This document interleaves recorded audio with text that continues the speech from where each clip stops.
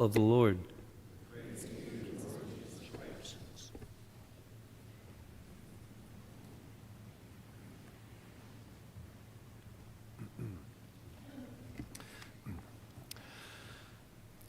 Mother Teresa of Calcutta was always looking for ways to help other people. And she would always literally find people in the street and would reach out to help them. She one time took a woman in who was sick on the side of the road and cared for her. And the woman asked her, "Sister, why do you do this? Not everyone behaves like you. Who taught you?" And Mother Teresa replied, "My God taught me." The woman said she wanted to know her God. And Mother Teresa kissed her on the forehead and said, "You know my God.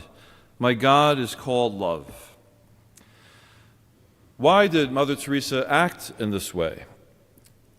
What was the strength and the energy in her that inspired her to live this way each day of her life? Interestingly, as a Catholic, she was also very devoted to the Eucharist. And while she was a very busy and active person, she also spent a lot of time in the presence of the Eucharist. And she received Jesus, and this was the strength of the love in her. You and I carry this presence of Jesus as well. We carry him forth from this church into the world. After Mass, we carry this presence that we receive into the cafe and into the parking lot and into our homes, towards our spouse, towards our children, in the restaurant, at work on Monday, in the supermarket. And this Eucharist is hope for the world, love for the world, life for the world. Jesus says today in the Gospel that the bread of God is that which comes down from heaven and gives life to the world. And this bread of God, when we receive it, changes us and empowers us. Pope Francis compares what the priest does with the bread to what God does to us. The Pope says that Jesus takes bread, blesses it, breaks it, and gives it. And is there not, he says, in every Eucharist also the symbol of what the church should be? Jesus takes us, blesses us, breaks our life, because there's no love without sacrifice, and offers it to others. He offers it to everyone. Let's think about that for a moment, what God does to us. He takes us, gathers us here at Mass, and he blesses us.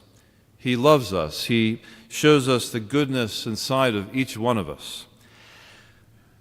And then he breaks us.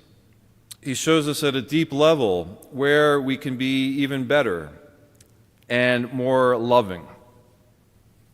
And then he gives us to others. We are bread broken for others.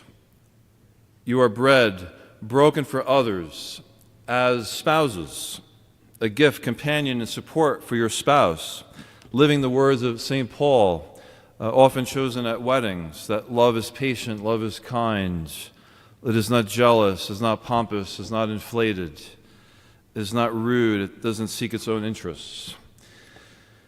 It bears all things, believes all things, hopes all things, endures all things. You are bread broken for others as parents, guiding your children, praying for them, sacrificing for them, driving them to activities, teaching them about life, being present to them. You're bread broken for others as single people, living out your baptismal call, loving others through prayer at work, sharing your time and talents in service. You're bread broken for others when you forgive someone who has hurt you, having mercy on them, sharing with them God's love, excusing them for their wrongdoing. You're bread broken for others as peacemakers in our often divided world, where we have at times hatred toward those who disagree with us or see things differently. We're bread broken for others to help us and others to see what's most important in life, and to overcome differences with love. Your bread broken for others in all the ways that you share God's love. Because our world needs the love of God, needs the presence of God. At the end of Mass today, we are sent into our homes and community a blessing and a gift, showing others by your words and actions that they have a Savior who loves them.